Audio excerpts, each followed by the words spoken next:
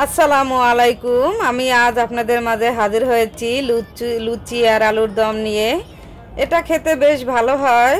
এটা হয়তো আপনারা সবাই বানিয়েছেন এবং খেয়েছেন। তারপরও আমিও একবার বানিয়েছি। এটা আমার কাছেও বেশ ভালোই মজা লাগে।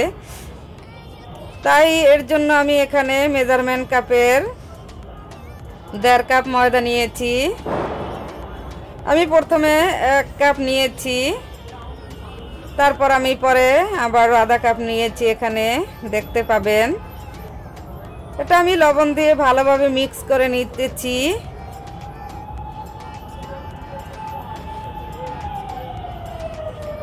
এটা ভালোভাবে মিক্স করা নেওয়া হয়ে গেলে আমি এখানে তেল দিব। তেল দিয়ে ভালোভাবে এটাকে আবারও ময়দার সাথে মিশিয়ে নিব।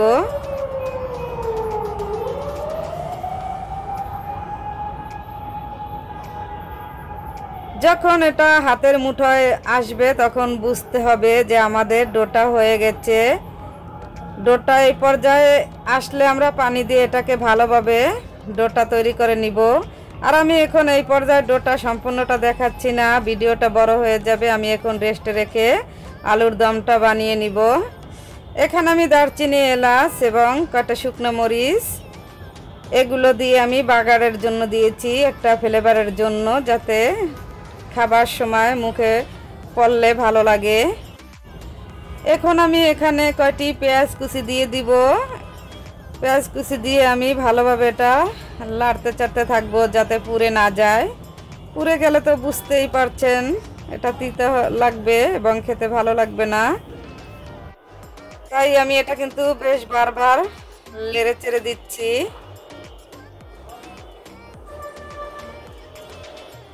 আমার বাদামি হয়ে গেছে এটা ভাজা। এখন আমি আদা রসুন দিয়ে দিচ্ছি, 2 টেবিল চামচ পেঁয়াজ বাটা দিয়ে দিচ্ছি এবং জিরা ও গরম মশলা বাটা আমি সব কিছুই মিশে একত্রে করে আমি এটাকে তেলের উপরে ভেজে নিব, যাতে কাঁচা গন্ধটা না থাকে। এখন আমি সামান্য পানি দিয়ে এটা আমি কষিয়ে নিব ভালোভাবে।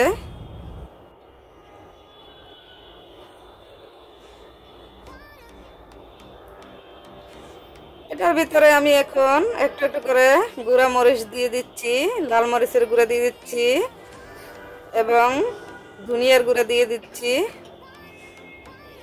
এসব দিয়ে আমি স্বাদ মতো লবণ দিয়ে দিলাম। দিয়ে আমি এটা ভালোভাবে একটু লাড়িয়ে চাড়িয়ে নিব।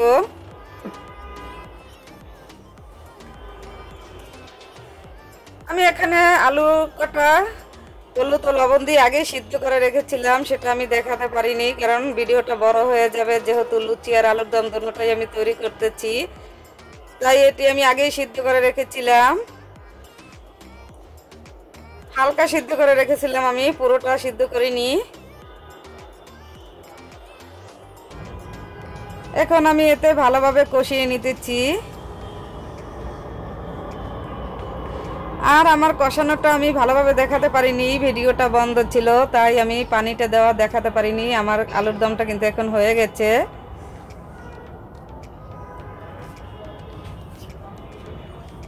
আমি এখন লাস্ট পর্যায়ে একটু জিরা ও ধনিয়া পাতা দিয়ে দিচ্ছি, যেহেতু আলুর দম নতুন আলু, ধনিয়া পাতাটা দিলে খেতে বেশ ভালো হয়।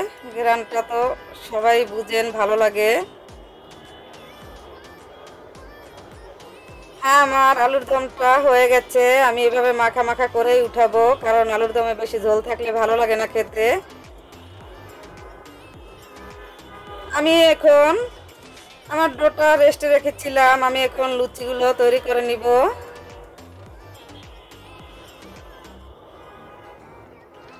আমি মেখে ডোটা রেখেছিলাম রেস্টে। এখন আমি লুচির জন্য ডোগুলো কেটে নিব।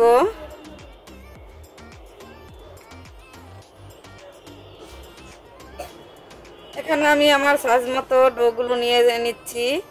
আপনারা চাইলে ছোট বড় করতে পারেন, কিন্তু এখানে লুচি তাই আমি একটু বড় সাইজেই করে নিচ্ছি, কারণ এটা তো পুরি তৈরি করব না, লুচি তো একটু বড়ই হয়।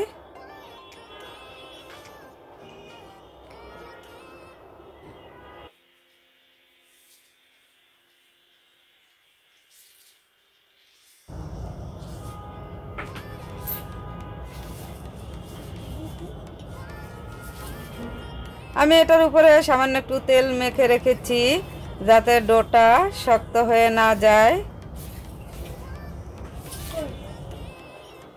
আমি এটা এখন একটা বেলুনের সাহায্যে আমি বেলে নিব।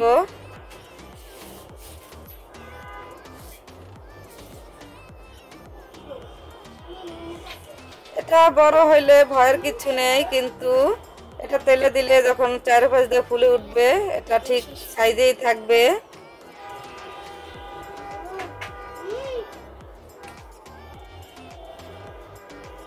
হ্যাঁ, আমি তেলটা ভালোভাবে গরম করে নিয়েছি। এটার ভিতরে এখন আমি লুচি দিচ্ছি, দেখবেন ঠিকই ফুলে উঠবে লুচিগুলো।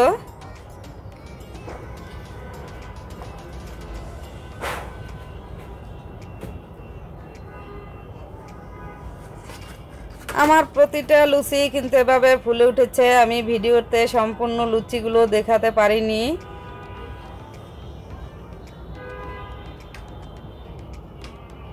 কারণ ভিডিওটা অনেক বড় হয়ে গেলে ভালো লাগে না।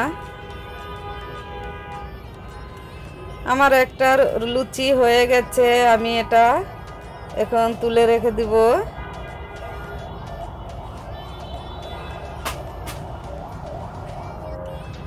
আমি দেখা সুবিধার্থের জন্য আমি আরেকটা লুচি বেলে নিচ্ছি এখানে।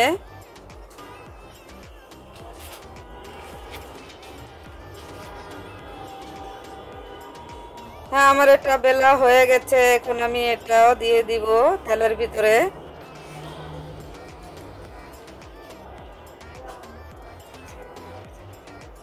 সেম আমি এক প্রসেসেই ভেজে নিব। দেখবেন আমার লুচিগুলো কি সুন্দর ফুলে উঠে।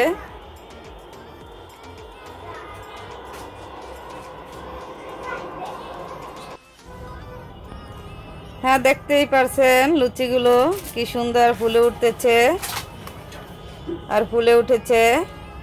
এভাবে আমার প্রতিটা লুচি কিন্তু ফুলে উঠেছে।